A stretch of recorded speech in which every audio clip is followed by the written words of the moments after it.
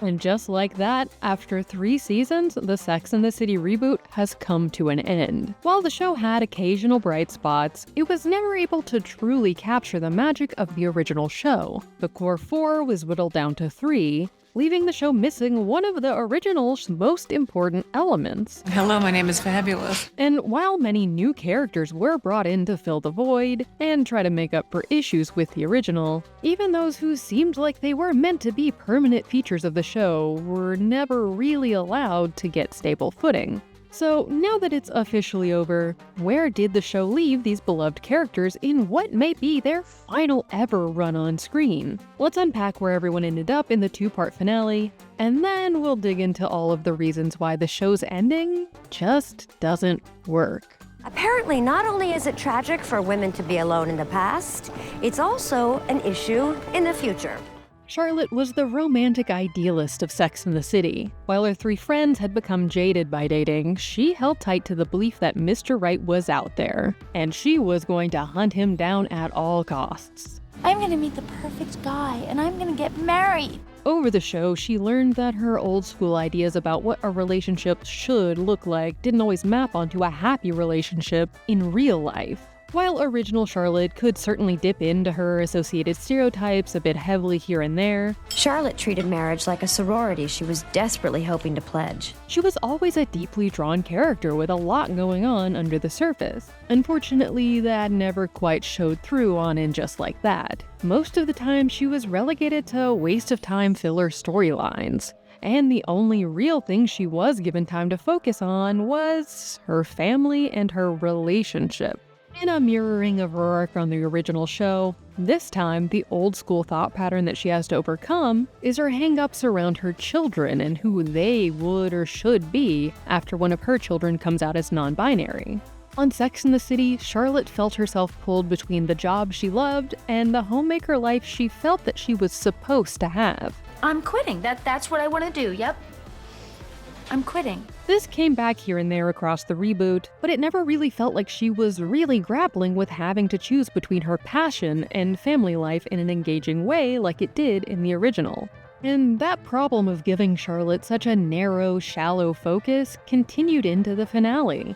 Harry was diagnosed with prostate cancer in the final season, and in the end, Charlotte's final arc mostly just revolves around her ditching her friends for him, and then finally getting to have sex again. The final moment we spend with Charlotte is at least a happy one, of her and her family looking through photos of Rock's performance in Thoroughly Modern Millie. Lisa Todd Wexley was brought on as a recurring friend of Charlotte's in Season 1 and then moved into the main cast for Seasons 2 and 3. But it never really felt like she was integrated into the core friend group in a meaningful way. The writers clearly weren't sure what to do with her character, and apparently weren't ever paying that much attention, as her father dies twice over the course of 3 seasons. She spends this final run attempting to keep working on her documentary.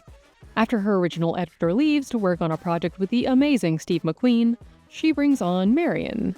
They have chemistry, and the will they won't they floats in the background as she deals with her husband at home. Herbert is sulking because he lost the race for comptroller, putting strain on Lisa and their relationship. I failed. Badly.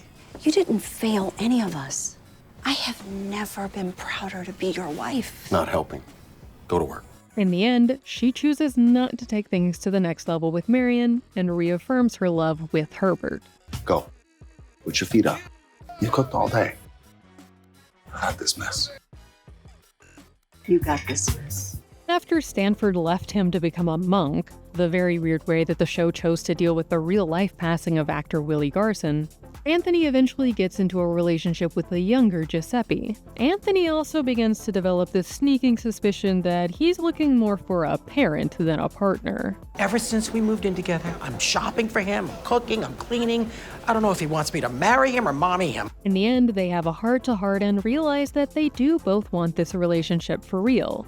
And Giuseppe throws a pie in his face. This, and just like that version of Miranda, has just never really felt like Miranda Hobbes. What happened to my life? It's not that it's impossible that a once level-headed, focused person might start spinning out a bit, as they realize new things about themselves as they enter a new era of their lives, but this version of Miranda has felt essentially unrecognizable for the show's entire run. In place of the intelligent, no-nonsense person we knew in Sex and the City, I drink coffee and have sex and buy pies and enjoy battery-operated devices. If you can't deal with that, I will find another housekeeper who can. here we got someone who was rather rude and abrasive and constantly fumbling through every aspect of her life. Her arc about realizing she's a lesbian, coming out, and going on a personal journey to find out more about her true self in middle age could have been really interesting if it was done well, but unfortunately, it was not done well. As the show neared its end, like Charlotte, Miranda's storylines all began to coalesce around her family and relationship dramas. Her son Brady has gotten a random woman that he doesn't seem to like at all pregnant, and Miranda's attempts to force them all into a happy family only pushes him further away. Something that we never actually get a real resolution for. She has found stable ground of friendship with Steve after the show torpedoed their marriage early on, and in the end, her major focus, outside of trying to make Brady's life choices for him, her relationship with BBC producer Joy. In the finale, Miranda attempts to have a big Thanksgiving dinner to bring together all of her friends and family, though it's mostly just a cover to attempt to connect with Mia, the woman Brady got pregnant. What the Mom? You invited her without asking me? But nearly everyone has bailed by the time dinner rolls around. The only person she's really upset with for it, though, is Joy, because Miranda thinks she's just made up a reason not to come. It ends up being Carrie, of all people, who has to give her rational relationship advice. Well, before you air quote her out of your relationship, maybe pick up the phone, find out what's really happening. It turns out that Joy's dog was actually very ill, and Miranda rushes to comfort her. One problem people had with Miranda's ending in Sex and the City was that it was so focused not around her successful career or any of her interests, but her essentially abandoning her own sense of self in order to become a caregiver to others. Though she's much more open to blowing up her familial relationships to follow her own interests in the reboot, in the end, the final moments we see of her aren't focused on her friends or her career or anything like that, but yet again, her relationship. Seema was added to the reboot essentially to be the new Samantha. No one could ever fill Samantha Jones' shoes, but Seema did manage to carve out her own interesting place in the Sex and the City universe, with her confidence and adventurousness, and willingness to call Carrie out when she needs it. Good for you, Seema, trying to find yourself a man to marry after all those years of no luck. No, that's not the way I meant it. No, I'm sure, but that's how I heard it.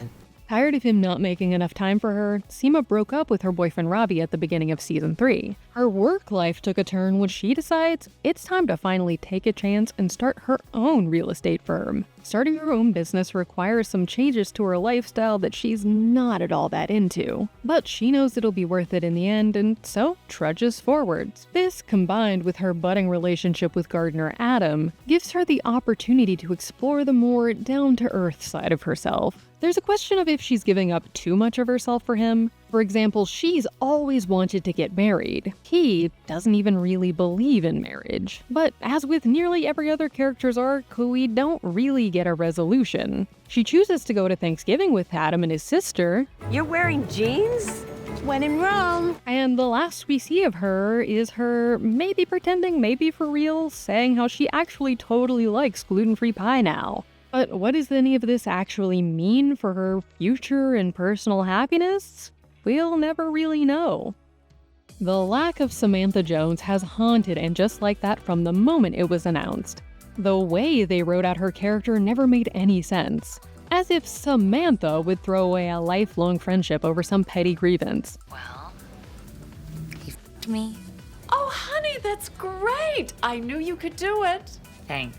And the minute-and-a-half cameo she had at the end of season 2 only made us miss her more. Some storylines on the show have just felt like other characters being put through Samantha plots, but it not working out because they're not Samantha. And losing her sexually free, continually witty, always there for her friends energy really drained so much of the fun out of the reboot. Sex is something special that's supposed to happen between two people who love each other. Or two people who love sex. Unfortunately, after that paltry cameo, Samantha never returned. At least we can just imagine her living fabulously out in London. And then there's Carrie. Carrie spent much of it just like that, but especially its final season, moving on. In relationships, from Big after his passing, and from Aiden after he refused to really commit to Carrie, but also in other aspects of her life as well. Her apartment has always been a major metaphor for her life changes, and the finale brings that back once more. Miss the chipping woodwork, the kitchen, the warped floors.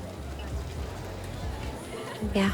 This time, she returns to her old apartment to find that Lisette has put up walls to separate the space, which rattles Carrie, an inverse of when she was so freaked out about Aiden trying to tear down walls. I'm having a very strong reaction to all this change. Okay, I can't. Don't freak out. I am freaking out. Amazingly, by the finale, Carrie Bradshaw has no men in her rotation. Big is dead, Aiden is gone, the downstairs neighbor she was into moved back across the pond. While Carrie has long been a commitment phobe, she has also always had a fear of being alone bubbling under the surface. Yes, I know I've lived alone a lot, but I've never lived alone without the thought that I wouldn't be alone for long. Now, in these final episodes, we finally get to see her begin working through that and trying to figure out who Carrie Bradshaw is without some guy around. I have to quit thinking maybe a man and start accepting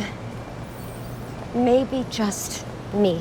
She tries dining alone, but it definitely doesn't turn out to be the peaceful or powerful moment she might have imagined. What is that? Tommy Tomato. You don't have to eat alone. She finishes the historical novel she's been writing, but her editor isn't too into the ending she's chosen. That's the last page. After her love dies, the woman is alone. So, what you've written is a romantic tragedy. She suggests that Carrie change up the ending so that the woman doesn't end up alone, so that it doesn't feel so tragic. But in the end, Carrie finally realizes that there can be freedom in being solo and focusing on your true self. I was thinking we return to something more wild, free out here.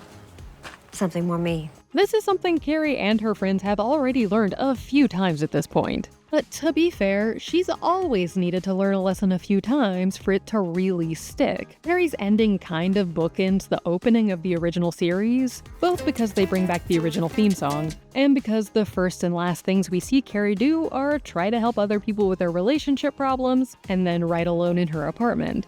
Her final moments see her alone in her giant apartment, dancing away in her pink tutu, hopefully finally accepting that she alone is enough. The woman realized she was not alone. She was on her own. Though And Just Like That did have its moments, it never really lived up to the things we loved about Sex and the City. And to be honest, it mostly never felt like it was trying to. Both Charlotte and Miranda felt like they were Flanderized. Charlotte consumed entirely by her family. Miranda's slight awkwardness ballooned out to a level of bumbling around that began to skew cartoonish.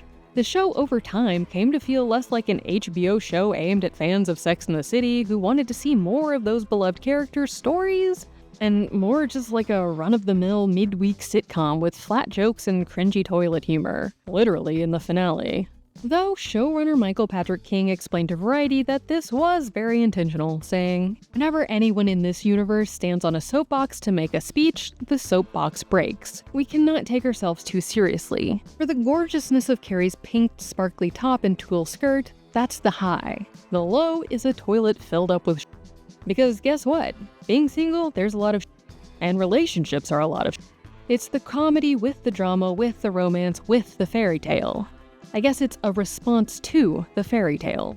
The finale itself definitely doesn't feel like a series finale, like it was planned as possibly being the last time we ever get to see these characters' lives on screen. But then the entire show felt phoned in, so it's hard to tell if this finale fell flat because it was just hastily thrown together after they found out they wouldn't be getting another season, or if they just never really cared about it to begin with. The biggest reason the finale fell flat is the same reason the entire show didn't work, because it missed the entire point of Sex and the City. For me, the show is really about the fact that women don't need to be defined by men or by marriage. Ultimately, the the strongest relationships these women have are with themselves.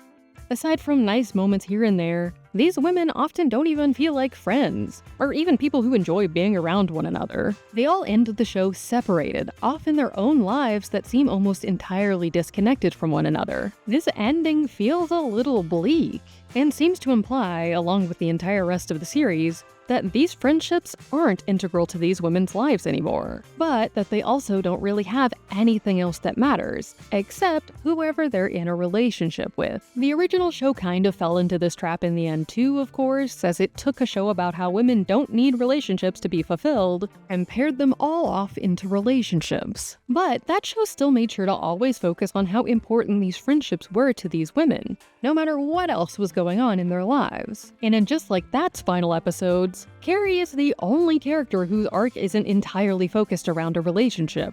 She trudges around Manhattan with a bunch of pies for everyone who ditched Miranda's dinner, happily sending them off to their different events. In a more well-written show, this could have felt positive. Like everyone's bond was so tight that they know they'll be there for each other even if they have to miss one event. But instead, it just feels like a solidification of the broken bonds. And just like that felt beautiful but empty, the exact opposite of Sex and the City. In the same way Carrie misses that quirky kind of broken character of her old apartment even as she settled into her fancy new one, we all miss the more raw, real feeling of the original show compared to this glossy new version. And the ending really feels like where the story should have begun. It's unfortunate that we had to spend these 3 seasons watching Carrie essentially go through the same arc again, instead of letting us actually watch her grow and find herself.